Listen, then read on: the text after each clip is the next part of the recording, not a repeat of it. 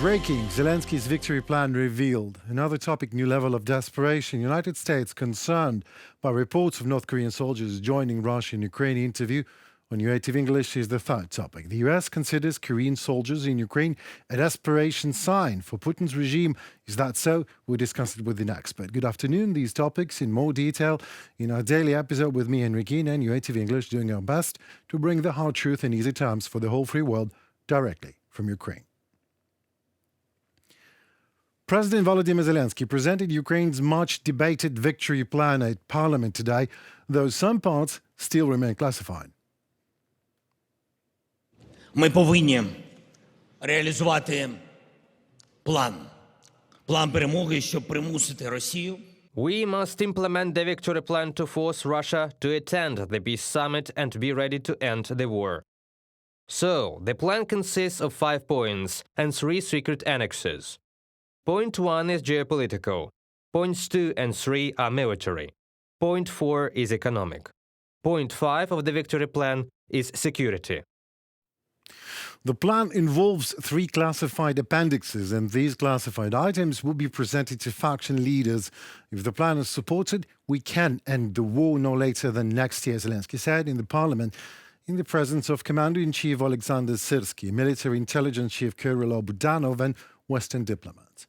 Ukraine's invitation to join NATO is placed at the top of the list.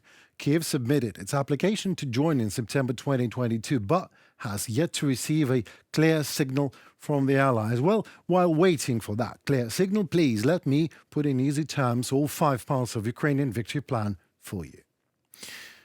First step of the plan stresses out the necessity to bring the war instigated by Russia back to Russia, onto Russian territory, such as, that's right, the Kursk incursion launched by Ukraine in early August. The second part calls for lifting restrictions on long-range strikes into Russian turf, additional supplies of long-range weapons and Western support in downing Russian missiles and drones over Ukraine. The third part refers to non-nuclear deterrence and includes a classified topic. Ukraine is proposing a comprehensive non-nuclear strategic deterrence package on Russian turf that would safeguard the country against future aggression.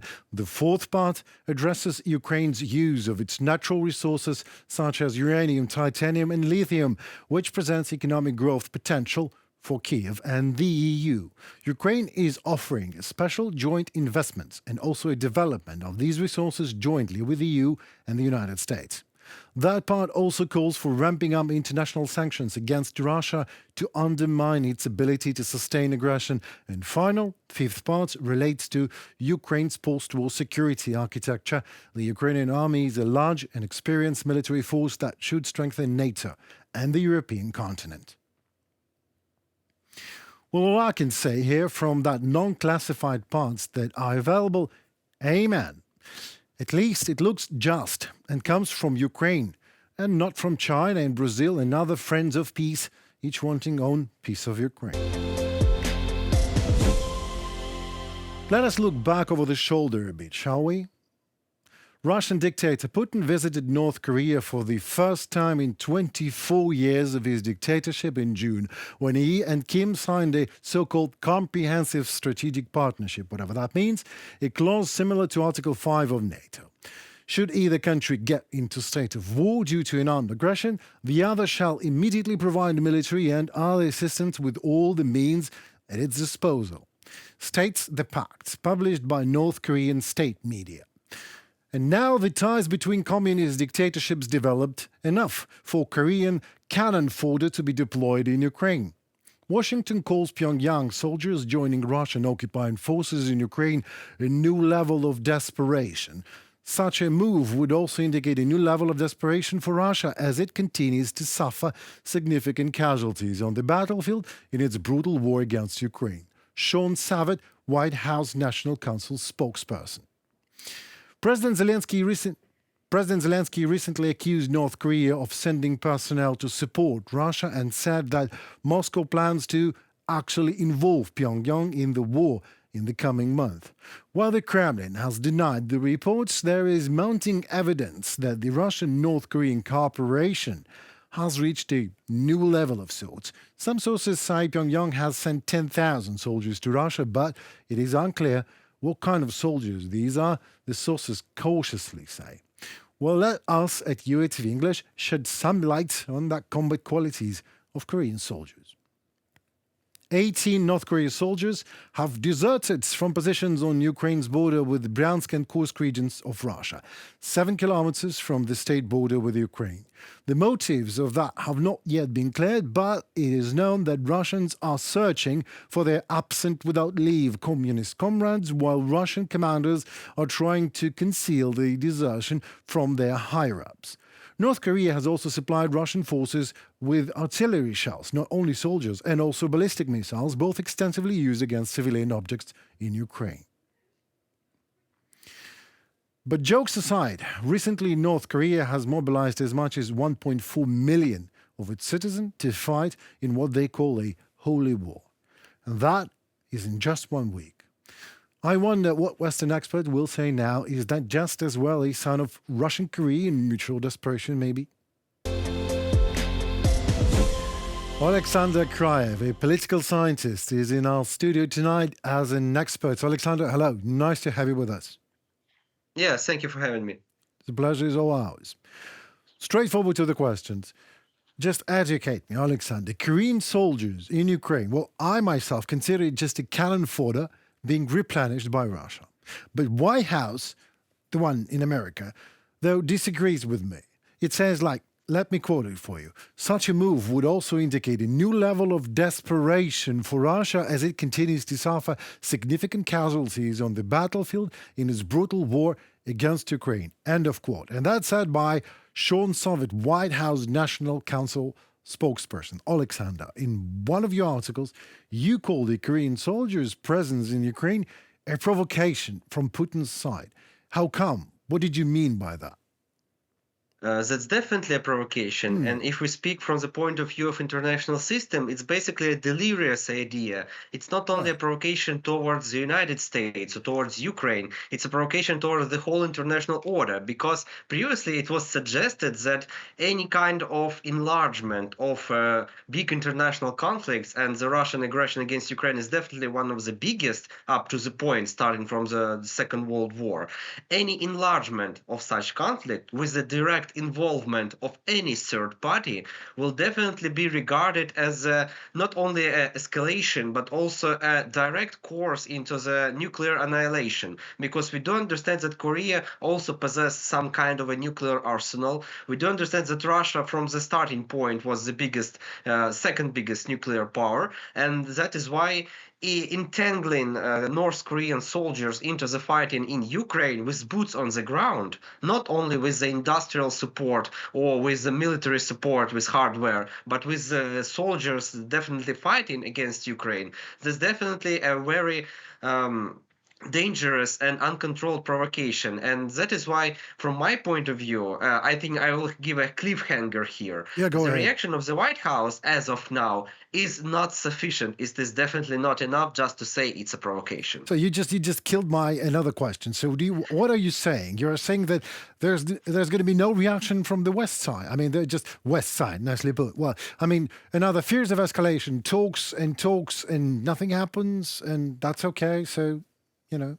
Well, there are two, let's say, two variants how to address this issue. First one is a more realistic, because as of now we do see lack of such reaction. We see, as you rightfully suggested, we see talks, we see a lot of talking but no walking.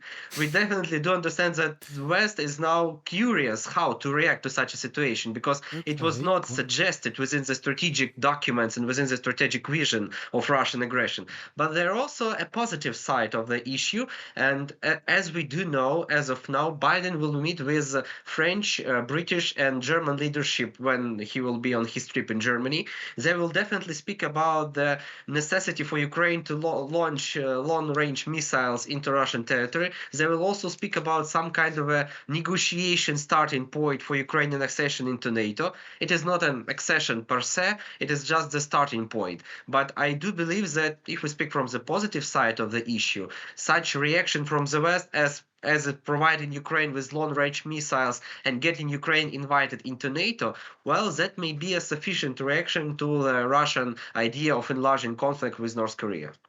Well, Alexander, tell me honestly, how do you know the questions that I plan to ask you? You're just a political Well, scientist, and now you're just reading all the questions. And my question was, some media say that Biden plans to meet Scholz, and you say that he will meet. Maybe you know more. Okay, Macron, Starmer, Scholz, and Biden meet in Germany.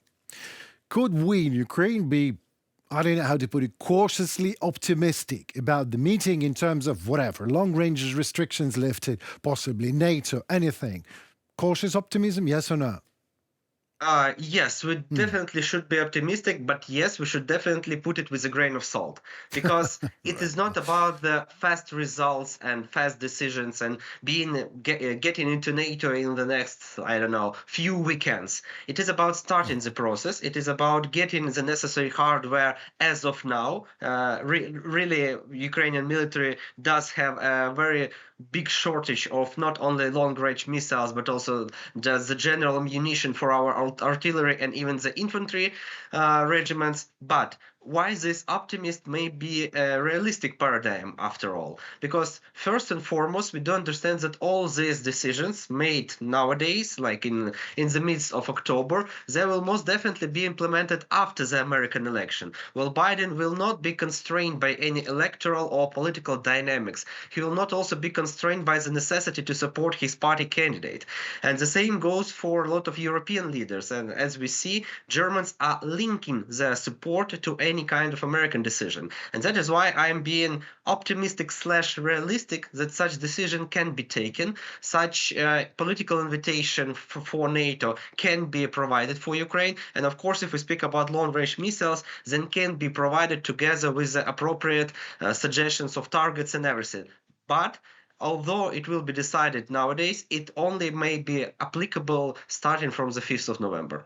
So are you saying that each missile comes with a grain of salt? Is that right? So after 5th of November? Yeah, that's absolutely I think we're okay with that in Ukraine, isn't it? We just can send this grain of salt back to Russia and see what happens. For sure. We do understand that any development from our Western allies, any development from our partners will be definitely an even bigger grain of salt for our Russian counterparts. Oh, yeah, absolutely yes. A million times yes.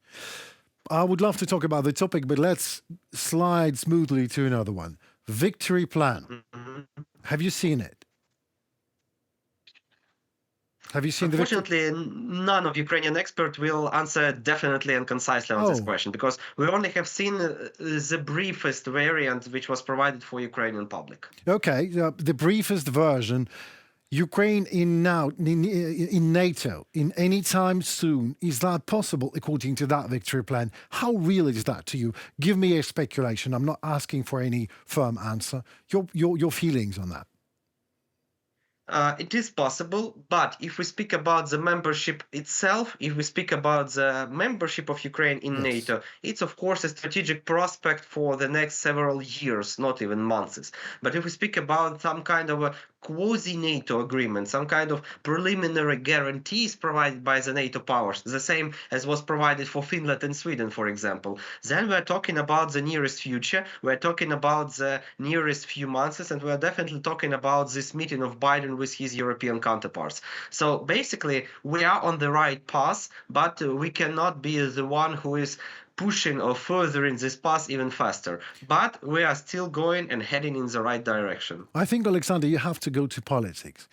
Anything you say, you finish with a grain of salt. You say, but, and I'm like, oh my God, again, the reasons, the logic, the things, no emotions, but you are emotional and you are passionate. And thank you so very much for this emotion, passion, and knowledge that you just shedded the light on these questions for us and for our beloved audience.